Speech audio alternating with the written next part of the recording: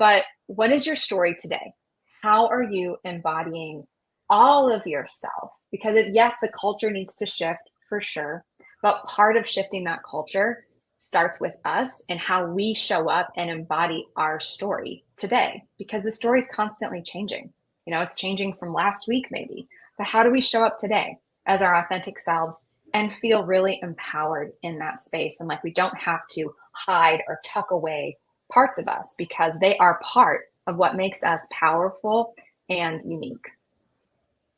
I love everything you said there, Rachel. And I think the core of it to me is about Bright Shift is here to cure the human ache. Hello, everyone, and welcome back to another podcast. Which podcast? The Creatricity Podcast. And let me tell you something. It is the most important podcast probably in the world, that we're only interested in connecting and elevating every artist in the world to make sure that people know that they are the key that they have been waiting for. And if you don't know you're not the key, all you have to do is be around a community of people who are like you, and they'll let you know what key you have so you can find your place in the world. And really, the major problem that Creatricity is solving lies in that our entire industry is fragmented. We live in silos, and really, it's like a loneliness epidemic. And Creatricity is interested in bringing the best creative minds in the world so electricity can happen, so new projects can happen, and hopefully we can make your life more productive all at the same time. And speaking of productive, we have some people here today who are just some of my most favorite people in the world. They're part of a company called Bright Shift. And why are they here today? First of all, you have to know they have an amazing event coming up in 1 week, and it's around pitching. You might say, who do I need to pitch to? You pitch every single day of your life. So whether you're a creative, an entrepreneur, maybe you're just trying to innovate something, you have to really be smart about how you pitch your ideas to people, especially to new people who ain't got all the time in the world. Amen. Amen. So Bright Shift, they're going to talk about that today. And also they're going to talk about, like, what is Bright Shift? Why does the entertainment industry especially need a bright shift? If only I could bright shift my life in the world of athletics so I could be strong, because I'm trying to get muscles in 1 week. That's another story. Anyway, I'd love to bring to the stage now Rachel Sullivan and Jamie Morgan. Yay! Hi, Cassie. Thank you so much. Thank you so much for making time, for being here. I just think it's so important that the creative community knows that you exist. But also, I feel like what you are all up to can also help inspire people to think about new ways to actually bring things that live in corporate America and bring it into the creative entertainment space. So I think it's really important that we kind of go back a little bit and talk about who you both are, yes, briefly, but really dive into what Bright Shift is. Excellent. Wonderful. Thank you so much for having us, Cassie. We are just so thrilled to be founding members of the Creatricity community and to just be a part of these events. All of the events you have had have been so impactful for us, great for networking and bringing folks together and just changing the conversations around what happens in the industry. That is such an important thing. And I think that that's one way that we feel really connected to your company, is because that's really part of our mission as well, is changing the conversation and bringing more humanity, not just to the workplace, which is what we often work in our company, but just to everyday interactions, bringing more of a sense of empathy and inclusion to all of our circumstances. And we do that a number of ways. We have done a lot of different things in our past lives. And one of the most impactful ways that we have seen to help folks make small shifts that create big impacts in their life is by first bringing them together, and second, providing an immersive experience that they can take into their life. And so that is really what we're passionate about right now. That's what Bright Shift is about right now. And I'll let Jamie share a little bit more about, her take on Bright Shift and what we're up to as well. Yes, thank you, Cassie. You said it so perfectly, Rachel. I don't know what more I can add to that, but Cassie, the Creatricity events have been so exciting, and the fact that this event that we have coming up in, just a little over a week, April 20th, comes out of Creatricity, was birthed out of a Creatricity event. I know people are gonna be like, how much did she pay these people to say this? That's right. Zero. No, Okay. you're looking for connections. Yeah, this event was birthed out of that connection. It really Absolutely. was. Rachel Sullivan was one of the panelists at a Creatricity event where Lynette Ramirez was as well. And we had the ability to just talk to her in the green room. And I remember thinking, And just this is a hashtag sparkly Lynette person. Ramirez. Tell everyone who Lynette Ramirez is so they understand. So Lynette Ramirez is the president of Bassett Vance Productions. Angela Bassett, Courtney Vance. You know, she just Exactly. won an Oscar recently. So thanks to people, Lynette. No big deal. Two, actually. This woman is moving and shaking and, has an incredible 25-year career as a producer. And just sitting across from her, she's one of those sparkly people like yourself, Cassie, that not only is moving and shaking and really successful in her role, but is so approachable and so kind and so down to earth that we just started chatting and chatting and chatting. I remember thinking about her after the Creatricity event, thinking, well, that was just such a lovely human being. And then at the next Creatricity event, we saw each other again, and I thought, well, that's it. We need to have coffee. And we ended up having coffee and talking about this workshop, and here we are. And that all came out of Creatricity. So thank you, Cassie. I'm so happy to hear that. And what Creatricity is meant to do for people, it's nothing that we do. We just pick incredible people who are always up to fun things. But I always tell people, the entertainment industry can feel very fragmented and can also feel very cliquey. But that's because there's no place for people to authentically connect that doesn't have like a red carpet. Like red carpet events, you don't have time to talk and connect about things. And Creatricity is truly just about building rapport with people who probably wouldn't know you. And everyone in the room is like one connection away from doing their next big project. And in Hollywood takes 7 years to meet the right person. And we're like interested in trying to accelerate that. And I just think, when people meet cool people, they're going to be like, oh my God, where have you been all my life? And I feel like that's what happened to you and Lynette. Like Lynette was up to something that was in common to what you were up to.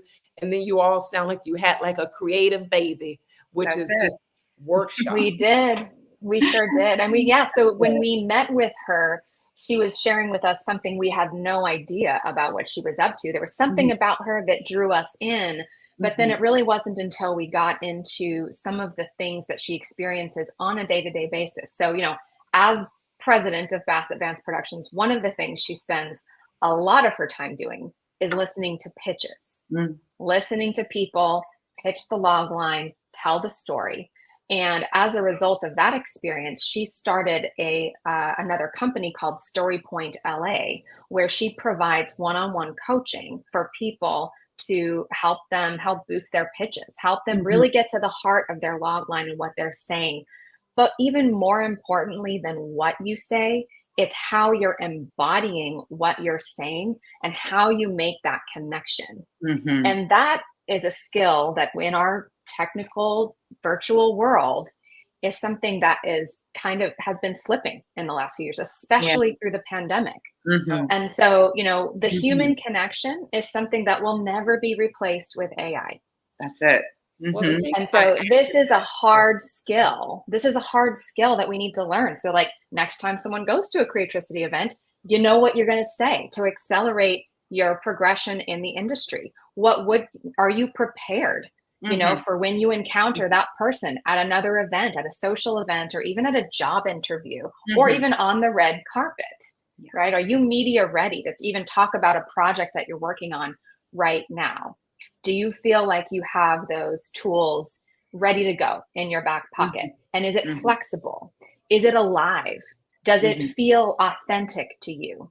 Because when all of those things come together, that's when real impactful connections happen. And that's when you land that job. that's when you I have nail that so pitch. many things to say about what you just said. Okay, I was going to write down notes, but I thought, no, just stay present, Casey. Uh, the first thing I want to say is, I don't think people understand, no matter what industry you're in, you're constantly auditioning. You Yeah. have no idea the person who you're talking to has a pain point, and Mm-hmm. you might be the fix to it. But if Mm-hmm. you don't talk about who you are and what you're up to in the correct way, Mhm. you will lose an opportunity. And I know on my That's show, right. Bel Air, we're constantly looking for people in Mhm. front of the camera, behind the camera. Creatricity, we're constantly looking for people in front of the camera, behind the camera. And I'm desperately listening to see if the Mhm. person I'm talking to is a fix for me or knows someone who is a fix. That's why I say, Mhm. creative people, sometimes we forget that we have the key someone has been looking for. So you have to be able to speak about what is the key that Yeah. you have. The Yeah. second thing that I think you said Yes. really great is, all of us have been in the communication world for a while. I used to do it Mhm. for 13 years in a whole other capacity with, professors, scientists, and all that kind of stuff. And the thing that I always learned, no matter what industry you're in, some people are naturally gifted, but don't know how to say things succinctly. And Right. some Mhm. people are succinct, but they speak more from their logical brain than Mhm. from their heart, which means what they say doesn't sound that interesting. Yes. And so you need someone to sort of Yes. bridge Yes. that gap so Yes. you can have people feel what you're up to. Mhm. And sometimes it's the smallest tweak that's been Mhm. right there in their face the whole time. Uh, so, Absolutely. so I would love to hear an example. Like, do you have any examples of people you've worked with? It could be the smallest example or a big example, like a story of someone you've worked where this is how they were, and then at the end, this is how they became. Well, Yeah. actually, that's great that you bring that up, Cassie. Thanks. And I love what you said about it always being a pitch, because I've been talking to people obviously about this workshop coming up, and people have been saying, well, I just don't have anything to pitch right now. And it's like what you said, Cassie, we are always pitching. If we are moving and shaking and creating, then we are pitching. We are Unless moving. you have $1 billion in your account and Exactly. you are satisfied with what you have Exactly. creatively and financially, then this is not a Mhm. conversation for you. This is truly Mhm. for people who are trying to elevate or maybe create opportunities that aren't even there yet. The first the first thing you have to do is be able to express what that new thing is. And so people say that all the time, but sometimes the most important thing is to say, well, what are you up to right now? Just right. Yes. Yes, That's right. exactly. And to your point about that's exactly what we're going to be addressing. There's some people like yourself, Cassie, well, there's very few people like you, Cassie, but there's some people who can be eloquent on their feet and speak their mind and be charismatic and have people just hanging on their every word. And there's other people that are just much more detail oriented, right? So we're actually kicking off our workshop with a really fun offering, which is a very fast personality profiling through insights discovery. It's a 35-year-old program. And in that, very quickly, people will identify what color energy that they flow in, right? Hmm. There's sunshine yellow, fiery red, earth green, or cool blue. And the cool blues are like what you had talked about with more the scientists. And they're just ready to back everything up with data and facts and statistics, but maybe not so able to touch the audience with charisma or get them to care about it. And so after we've identified which person or which energy you tend to lead in, we have all of them, and there's no energy that's more important or better or worse than the other. They're all just energies, and we tend to lead in certain ones. Then we can look and see, okay, what are my strengths as a cool blue? Well, I'm going to give them the facts. I'm going to give them the figures. I'm going to give them to know what to expect. But now I can add in some passion into it. And how do we do that? Well, that's when Lynette comes in as well with her Hollywood story structure and how we add images and feelings and passion into what we're saying. And the reverse goes for what would call the sunshine yellows, who are your charismatic, yay, let's go, gets everybody up on their feet, but maybe forgets to add in some of the things that give you credibility. Maybe forgets to add some of the statistics or the results that have come in that are so important too. And so we're actually starting off our workshop by helping everyone to identify what color energy they lead in, what strengths that they have, and the pitfalls they may encounter when creating their personal pitch. This is so important that, Mhm. I'm somebody, first of all, when you say profile, like, oh, discover your profile, there's a part of me that's like, not another profile. It's not another profile. But, and I'm not going to talk about the thing that changed my life when it comes to profiles. But the thing about your profile that I think people need to understand is if you don't know how other people see you, you have no idea what the gap is that you need to fill in. And Right. some people are so strong in one area that Mhm. everything else Mhm. is flat. Okay, amen. That's So I right. think that you're able to give people a manual of Mhm. what they appear like to other people, but what they can still fill in the gap. I remember I worked with a guy years ago who knew like 5 languages. He could, really smart analytical guy. This is back Mhm. in my communication days. And we would teach him certain tangible skills that could help transform the way he speaks. And he thought he was just so great and quick. But when he would get passionate, it would be hard to understand because his accent would get so strong, and Mhm. B, his thoughts would actually be kind of out of order. So Mhm. you'd want him to go back, but you didn't feel like you had space to Mhm. ask him to go back. And Mhm. so he felt kind of Mhm. embarrassed that he even could speak all these languages because his accent, he was trying so hard to assimilate. And I said, instead of assimilate, there's the company we used to work for is GK Training and Consultants. Mhm. GK Training and Communications. And they used to Mhm. have this great trick about, transparency phrase of like, hey, I just want you to know that I know 5 languages and sometimes I get excited, but feel free to ask me to go back. One thing is people love to know that you Mhm. know your own vulnerabilities, like you know your own weaknesses. And the second Mhm. is people love to know Yes. that they have free range to pop back in and ask more questions. And the Yeah. other thing I really want to pinpoint about what you said, Jamie, which is just, I don't think people get how cool this is, or this is why I'm so excited about what you're up to. To have a person in the room who sits in a position of power to green light ideas, she knows more Yes. than anyone else in the room. This is the thing people always leave out. This is the thing people might do well. Let me see what you're doing. Oh my God, let me tell you, you look great, sound great, but I still don't know what your project is about. Like in the moment, Yes. to have someone say to diagnose what your issue is in the moment Mhm. is priceless. And then you can carry that over to everything else. I have friends That's who are right. constantly sending me pitch decks, and it's Mhm. like a pitch. You can have the most beautiful pitch deck, which I have seen people send me pitch decks for Mm. meeting a star, MC, whatever. Mhm. And it's like, it's so beautiful.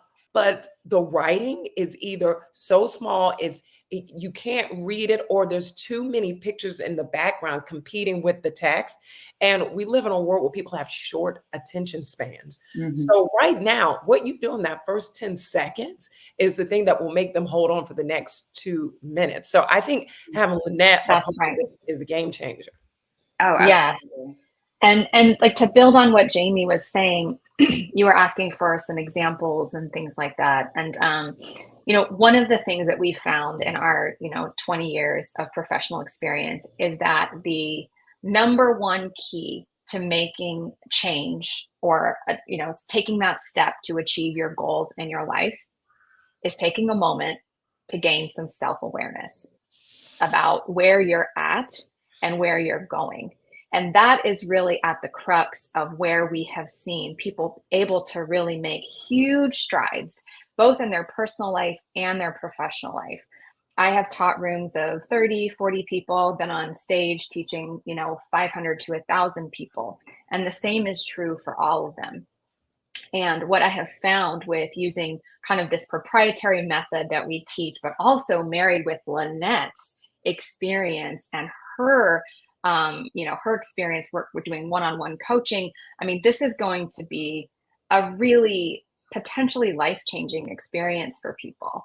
Not just from gaining that self-awareness to figuring out what little shift you need to make. What do I need to make in my life in order to take my idea or my presence just in a room Mhm. to the next level.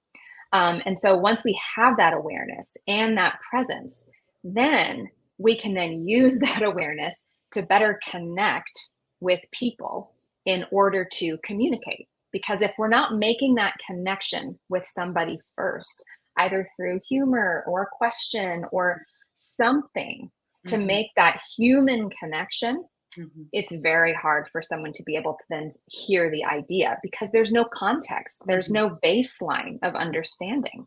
Yeah. And so really just teaching some, what sounds kind of basic, but what I feel has been kind of lost in the last couple of years is really, really important. And when we've worked with teams and groups, you know, on this type of practice, the results are palpable. We start the day, you know, in one place and we end in a very different place. I call it like people go on a journey, you know, you go on a journey. When you're in an immersive workshop setting, you are on a journey and you will leave feeling different. You will leave being different and you will leave feeling inspired and more grounded and authentically yourself.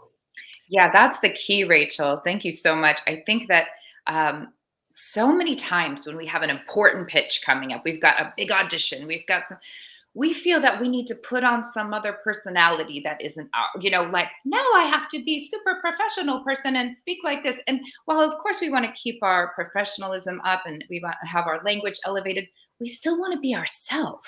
And that's what's so different about this workshop.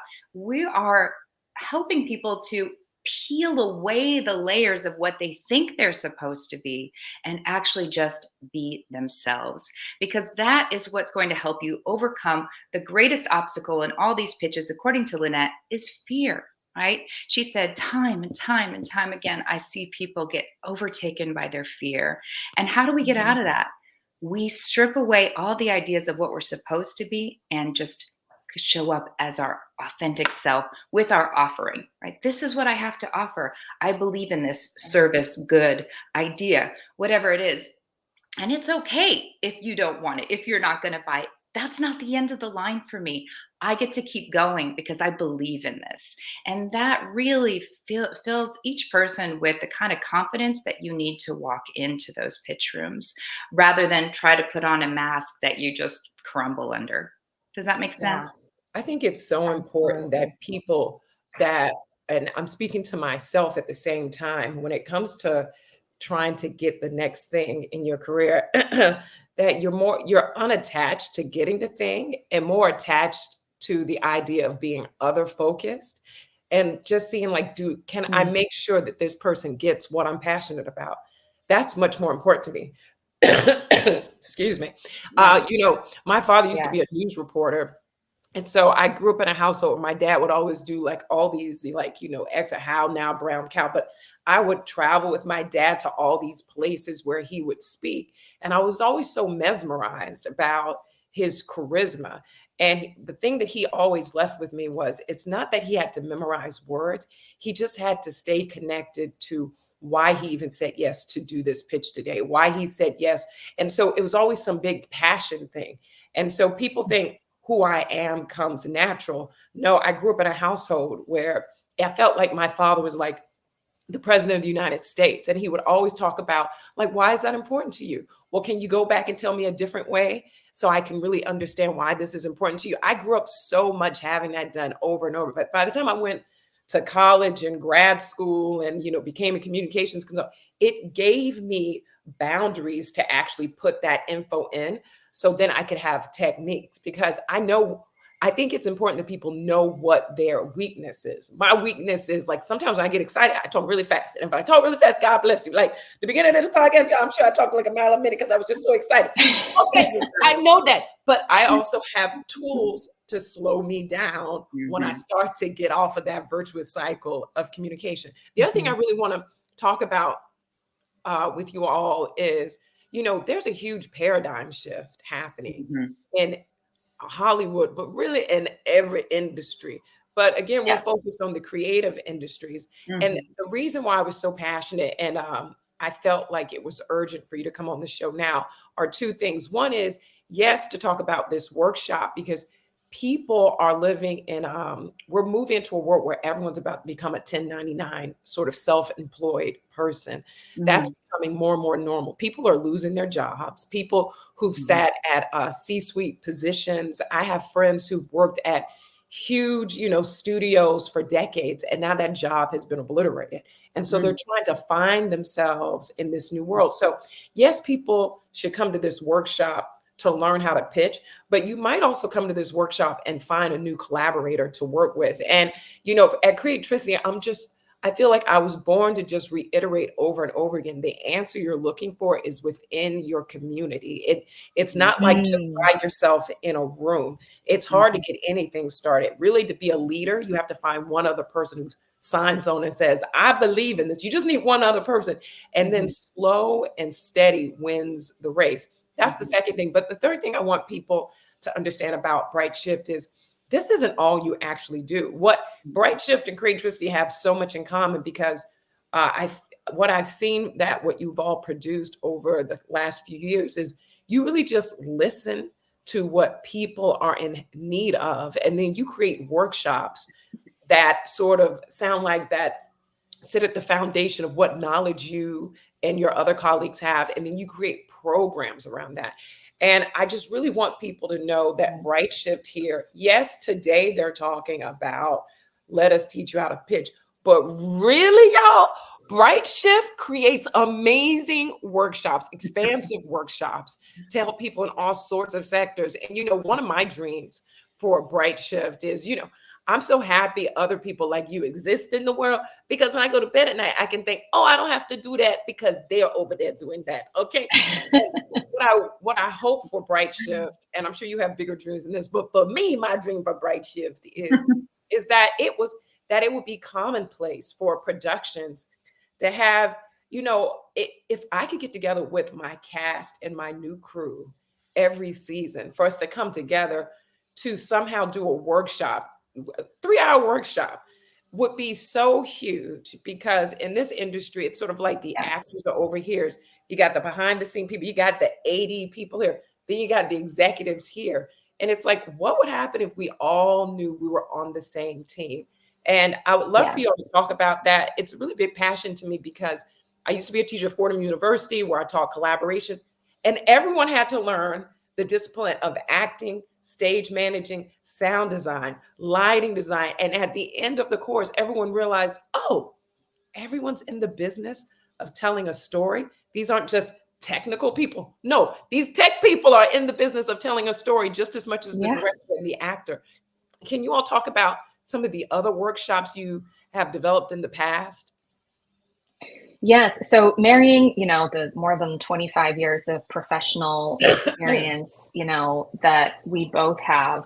And me personally, I've spent the majority of my career in sales, management, direction, training, which is a kind of a partner arm of human resources in companies. Oftentimes, especially if you're a small company, they don't want to hire outside firms. They'll just train you how to do the stuff, and then you kind of deliver the training. So that was a role that I did for many, many years. And, as being, and essentially, the role of human resources is human resources, right? Provide resources to the humans that are part of an organization. And I think that so many departments and so many companies have created these silos for the false hope of greater productivity. And yes, it's important for everyone to know their role, stay in their lane. It's very important, especially on set, right? That someone does not try to do someone else's job. But to your point, in the beginning, bringing everybody together, creating that sense of why, and creating that cohesive passion. I mean, that's the job of a leader. That's the job of whoever, is kind of running that set, and there can be support in place, but bringing humanity to the workplace, which is a passion we have, that's an example of doing that, is it's treating the humans that are in your workplace as if they can hold and be responsible for the entirety of the mission of telling that story. Bringing everybody together, knowing that they have these disparate, separate, important roles, and maybe just calling them out. I can't tell you the number of times my husband, who's an actor, has gone to set. He's trying to learn everyone's names, but he doesn't know what anybody does. They just start coming to the trailer and like barking orders, at him. Like, I have to, they don't introduce themselves oftentimes. There's been no connection. Oh, you're wearing a name tag, but who am I? It's just kind of chaotic. a lot of times going on set, and then everyone kind of feels a little insecure because they feel like they should know more than they do, and like, I don't know that person's name, but they're barking orders at me, but wait, who do they work for? And then there's all of this room for confusion and just really taking away from the task at hand, which to your point is telling the story. I love And what so you if said. we It's about the bring people. everyone, Mhm. yeah. Oh, sorry. No, Please no, say you're again. right. I'm just reiterating, you are bringing to the front what the magic of the people are and what the Yeah. intention of the overall mission is. It's like, it's crazy. We They're do is not robots. They're that- people. They're people with families and lives, and like knowing a little bit about them. And of course, there's so many people who are really good on set about like learning that about them, but it takes a lot of effort to do that outside of the job that you're trying to do, you know? but And what's that's great important, too. Keep but doing, keep But doing what that. you're trying to do at Bright Shift, and this is why I'm so excited, is that you're normalizing. This sounds so crazy to even say, but you're trying to normalize the idea of like, can we acknowledge the other people on set? And Mhm. actually, anyone who has been on set, I'm sure it's because of decades of hierarchy and people feeling like you have to stay at your level, don't Mhm. talk to other people, and Yeah. also decades of abuse. And so, on our set, our grips, whoever, they're always like, everyone Mhm. here actually talks to each other. And I'm like, yeah, why would there be a hierarchy? Like, Mhm. you're doing the same job as me, you're just using a different tool. And the other thing that you said, which I know would change the overall morale of being on a set, is if people really knew, like if you just had the department heads be able to stand up and tell the group what their mission is. I mean, to hear the Yeah. DP show up to set and say, I'm this year's cinematographer, and the reason why I decided to come work here is because I love this about this show, and I saw that I could make this part of it elevated. And so that's what I'm Yeah. really excited. And to hear everyone talk like that would have it would translate on the screen. And this is only maybe a 3-hour Yes. workshop. And let me tell you, people would be so much more excited and awake at that event than at the Absolutely. HR events that we go to now. That basically is a workshop saying, don't make us have to sue you, and please don't have anyone sue the company. It's like, Yeah. huh? We coming Well, together. look. Yeah. Yeah. Exactly. Yeah. And I think You're what you're setting the saying. tone. Yeah. Yeah, Go and I ahead, think Jamie. Sorry. no, Cassie, what you're talking about is something that we're passionate about in every branch of Bright Shift. Which you're right. There's many. We do production, we do content creation, we do culture elevation and workshops. But the one thing that all of those branches have in common is our passion for wellness in the workplace. And when you say that, people think, oh, so I'm sitting on a yoga ball and drinking green juice on my breaks.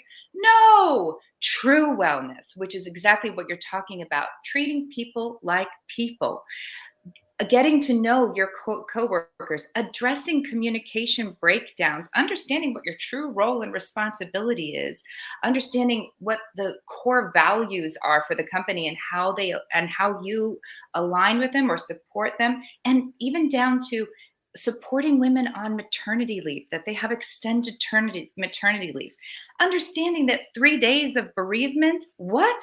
I mean, I just spoke to someone whose dad had to go back to work the day after his wife of 40 years died because he needed to take her funeral off. So the next day he had to go back to work. This kind of stuff is what we're passionate about. True wellness. And now, of course, are yoga sitting on a yoga ball at a desk a great idea? Sure. Drinking green juice, excellent. But it's so much more holistic than that. And that is what we're passionate about. And that sounds exactly what you're talking about, Cassie, about people just going up and saying, this is what I do. This is what I'm passionate about. This is my name, and all coming together and really creating a family on set, which it sounds like is what's happening at Bel Air, which is Yeah. exciting. I'm not saying that's what happened, but I try my best to intentionally learn people's names, especially the people who I work with every day, especially camera A, camera B, the cinematographer, the DI, whoever that dude is over the DIT guy. I mean, I want to know who these people are. And then they share with me like, oh, you want to see a picture of my kid? Yes. Oh my God, I love seeing this.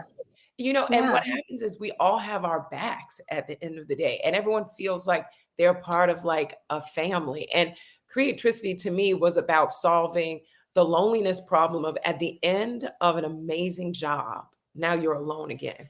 And I want to say with Creatricity, nope, you're not alone. Just say, I'll see you at the next event. Like, our collaboration doesn't have to end here. And also, me just being a supporter of you doesn't actually have to die. It's just like the beginning. So it's to fix that.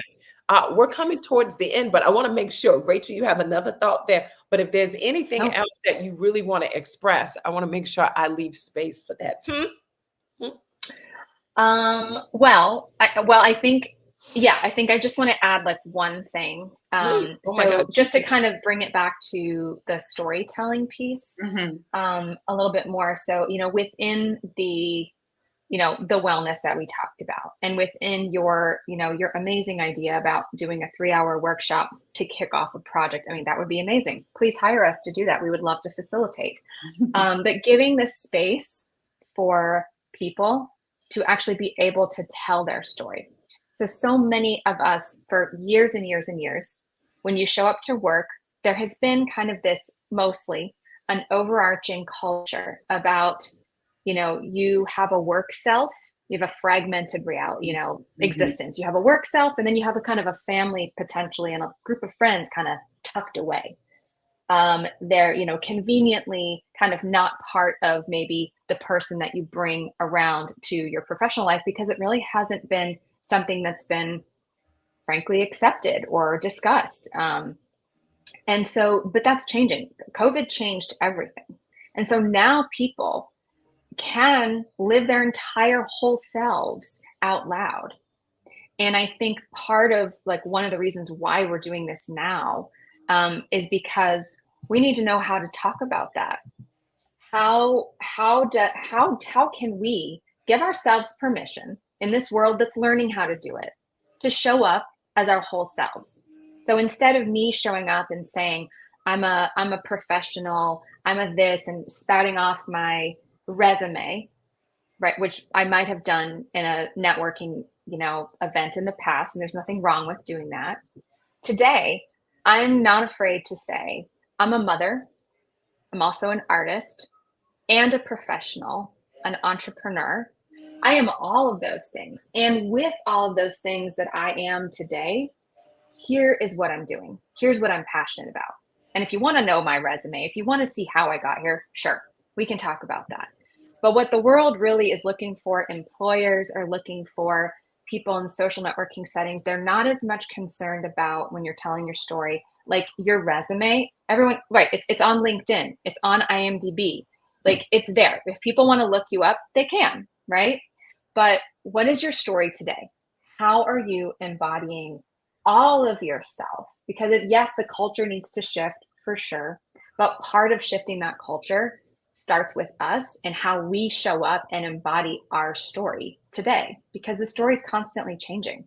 It's changing from last week maybe, but how do we show up today as our authentic selves and feel really empowered in that space? And like, we don't have to hide or tuck away parts of us, because they are part of what makes us powerful and unique. I love everything you said there, Rachel. And I think the core of it to me is about Bright Shift is here to cure the human ache. And part of the human ache is, am I being seen exactly how I hope people can see me, as my best? And, sometimes the closest you can get to your dream is by, can you articulate it first? Okay. And I tell people, we have an interview that we did where Stephanie and I were talking about how, even with your agent and manager, whoever represents you, if you can't clearly define what your new intention or mission statement for your creative journey is right now, people can never meet you. And so I just think in general, what you all are doing with this workshop that's coming up on the April 20th, if I'm not mistaken, correct? April 20th. What are you doing? Saturday, April 20th, starts at 10 a.m., ends at 3:30. It's going to be fully experiential, fully immersive. We're going to jam pack it with just interesting stories, interesting information, along with tons of practice and time for connection with the people that are there. So if you're looking to make some connections, this is a really safe, amazing place to do that. Oh, by the way, there's also going to be delicious food, coffee connection, social Mhm. media posting opportunities. We're going to have all of those things for you. So we just hope that you'll come and enjoy and learn something about yourself, learn something about others, and leave feeling empowered. And And we if also, you Creatricity, you get a 25% right, I discount. was just going to say, there's a 25%. discount. Yeah. Yeah, And we do exactly. have just another addition. Yeah, 25% off using the code Creatricity. And we also still have a few scholarships available. So if you're out of work and you're like, even with 25%, this is not going to work for me, but I still want to come, please come. Mhm. Please email us. You can email me at rachel@brightshift.com. We have a few scholarships available.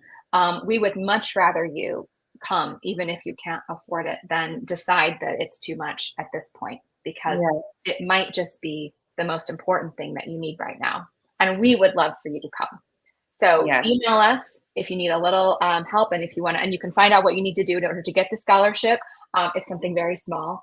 And we can't wait to see everybody there. We just want. And also, if you put in Creatricity, not only are you going to get the 25% off, but if there's a couple more Creatricity members, or even just friends or family of yours that you want to bring, that's another discount on top of it. So that's like, what is that, a 35% discount?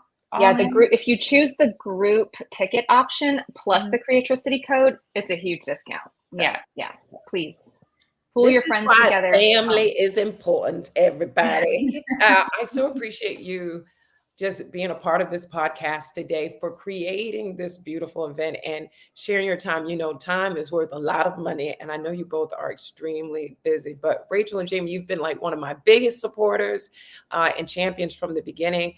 And I'm just so happy that I can share who you are and what you're up to in the world to other people. Because folks, to have a Rachel and Jamie in your corner is like having two superheroes. They're like Atlas holding the world up on their shoulder, but y'all make it look so effortless and beautiful. So thank you for creating Bright Shift. You both are just so inspiring to me. And I hope more people can come out and see what's happening. I'm so excited. Thank you so much, Cassie. We love Creatricity. Thank you. Bye, Yeah. y'all. Thanks again. Bye. We'll see you soon. Great.